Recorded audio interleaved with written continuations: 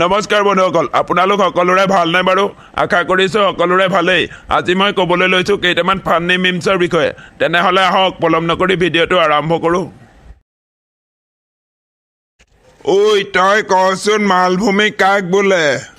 Sir, যি মাটিত বহি আমি মাল খাওঁ সেই মাটিকে মালভূমি বোলে।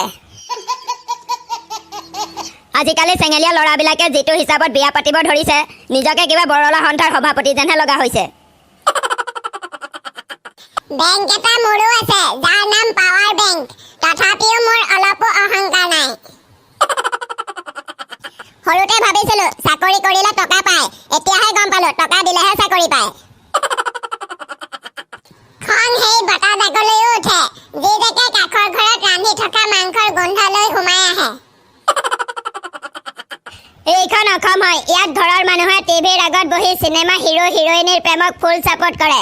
যদি ঘৰৰ ল'ৰা ছোৱালীয়ে প্ৰেমত পৰে তেতিয়া ভিলেনৰ দৰে ব্যৱহাৰ কৰিবলৈ ধৰে।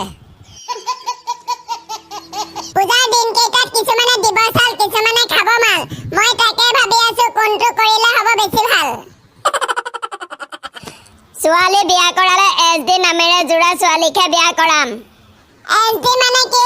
আৰু তেনেকুৱা নামেৰে জোৰা ছোৱালী কিয় বিয়া কৰাবা? S মানে চুমা, D মানে দি থাকা। পশু চিকিৎসালয়খনো বৰ অদ্ভুত, য'ত চিকিৎসা কৰা হয় পশুটিৰ, কিন্তু ৰেজিষ্ট্ৰেশ্যন বহীত নাম থাকে পশুটিগৰাকী। সিদিনাখন লগৰ এটাৰ পোহনীয়া কুকুৰটোক লৈ পশু চিকিৎসালয়লৈ গৈছিলোঁ। ৰেজিষ্টাৰ বহীত দেখিলোঁ নাম নগেন শইকীয়া, বেমাৰ নেজত ঘাঁহ। যিজনে তোমাৰ মন ভাঙে, তুমি সেইজনৰ দাঁত ভাঙি দিবা। তেতিয়া সেইজনে আৰু হাঁহি মাৰি কেতিয়াও কাৰো মন ভুলাব নোৱাৰে। বন্ধুসকল মনোযোগ দি শুনিব। পৃথিৱীৰ এটা আজব সাপ প্ৰতি ছেকেণ্ডত 0.5 চেণ্টিমিটাৰকৈ বাঢ়ি যায়। 200 ছেকেণ্ডত প্ৰায় 1 মিটাৰ বাঢ়ে। আচৰিত কথাটো এইটোৱে যে এই সাপটোৰ মৃত্যু কেৱল নিজৰ মুখখন নিজৰ শৰীৰত লাগিলেহে হয়।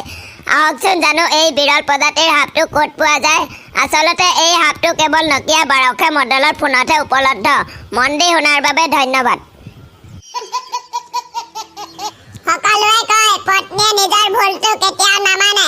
মোৰ পত্নীয়ে সদায় নিজৰ ভুলটো মানি লয়। সদায় মোক কয় তোমালৈ বিয়া হৈ মই ভুল কৰিলো। মাজে মাজে ভাবো বনবাসত গুচি যাম, কিন্তু মোবাইল চাৰ্জ ক'ত দিম সেই কথা ভাবিহে যোৱা নহ'ল। সেই মালটোক বিচাৰি আছো, যিয়ে প্ৰথমতে কৈছিল লড়কি হাঁচি তো ফচি। সদায় পোষ্ট কৰো কিমান ছোৱালীক হহুৱালো ক'ত, আজিলৈকে এজনীও নপতিল। ৰাৱণৰ 10টা মূৰ আৰু 20টা চকু আছিল, তথাপিও দৃষ্টি মাত্ৰ এজনী নাৰীৰ ওপৰতে আছিল। আৰু আজিকালি ল'ৰাবোৰৰ মাত্ৰ এটা মূৰ আৰু 2টা চকু, তথাপিও সিহঁতৰ চকু কিন্তু 1000জনীৰ ওপৰত। বন্ধুসকল ভিডিঅ'টো চাই কেনে পালে? যদি ভাল পালে এটা লাইক কৰক আৰু লগতে চেনেলটো ছাবস্ক্ৰাইব কৰক। আজিলৈ ইমানেই, বাই।